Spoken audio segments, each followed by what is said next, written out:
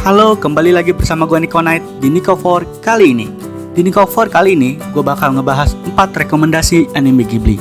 By the way, ini yang part satunya ya, karena kemungkinan bakal gue lanjutin di video berikutnya. Dan yang perlu lo ingat, ini gak berurutan, jadi terbaik atau enggaknya gak ditentuin dari nomor.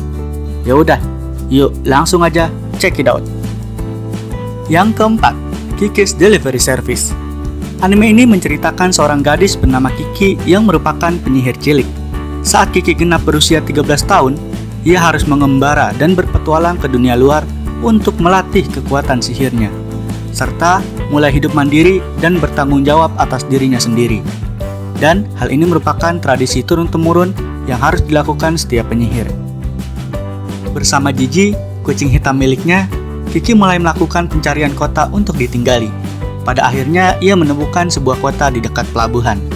Alih-alih disambut baik oleh masyarakat, Kiki sudah harus berurusan dengan polisi karena menyebabkan kekacauan lalu lintas. Untung saja ia bertemu dengan Osono, wanita pemilik toko roti yang mau menyediakan kamar tinggal dan membantu Kiki memulai usahanya membuka jasa pengantaran barang atau delivery service. Dan di tempat itu pula, Kiki berteman dengan Tombo.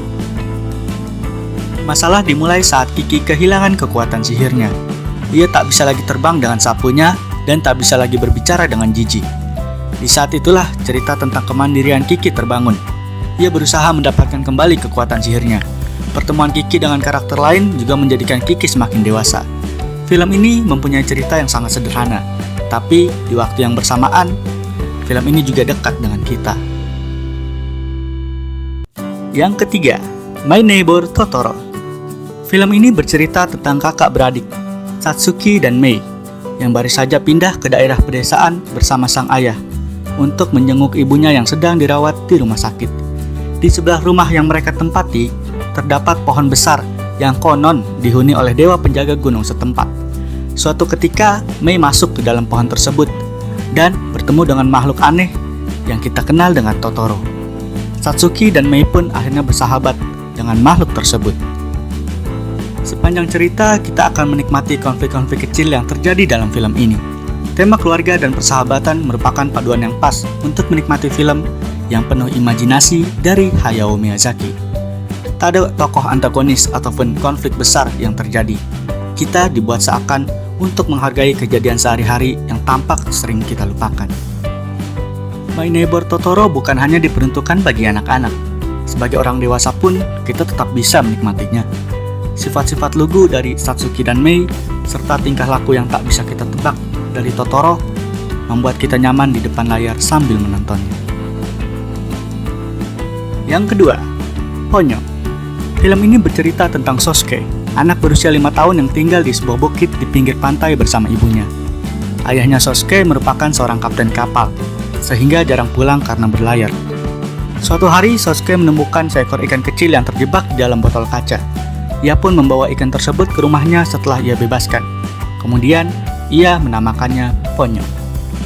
Pada awalnya, Ponyo adalah ikan yang tinggal di dasar laut bersama ayahnya yang bernama Fujimoto. Ayahnya merupakan seorang penyihir, sekaligus ilmuwan yang dulu merupakan seorang manusia. Ketika Ponyo dipelihara oleh Sosuke, Fujimoto sangat khawatir dan berusaha sekuat mungkin mencari keberadaan Ponyo. Sampai pada akhirnya, Fujimoto berhasil membawa Ponyo ke laut lagi. Namun, disitulah cerita semakin seru. Ponyo yang memiliki kekuatan sihir ingin menjadi manusia seperti Sosuke. Ponyo akhirnya menggunakan sihirnya untuk menumbuhkan kaki dan tangannya agar seperti manusia. Fujimoto yang dulunya seorang manusia, ia tak ingin anaknya berubah. Ia pun memanggil ibu Ponyo yang merupakan dewi laut untuk membantunya. Cerita Ponyo dan Sosuke begitu menarik untuk terus kita nikmati. Kesukaan Ponyo dengan Sosuke begitu tergambar jelas, begitu juga sebaliknya. Tak hanya disajikan cerita yang bagus, animasi dan gambaran dunia dalam film ini begitu luar biasa. Dan yang pertama adalah Grave of the Fireflies. Setelah 3 judul dengan cerita yang fun, kini kita beralih ke nomor 1. Sebuah film dengan cerita yang begitu menyentuh. Latar dari film ini adalah Perang Dunia Kedua yang sedang berlangsung, yaitu ketika Jepang diserang oleh Amerika. Film ini bercerita tentang perjuangan gadis kecil dan kakaknya untuk bertahan hidup. Setelah ibunya terkena serangan bom, dan ayahnya seorang tentara yang tak ada kabarnya.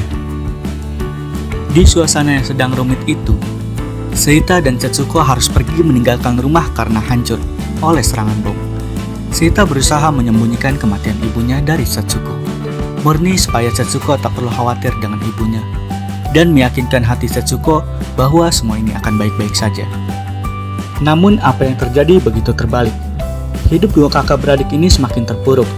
Awalnya mereka diperlakukan baik di rumah bibinya. Hanya saja seiring berjalannya waktu, perlakuan bibinya berubah. Mereka dianggap beban yang hanya merepotkan.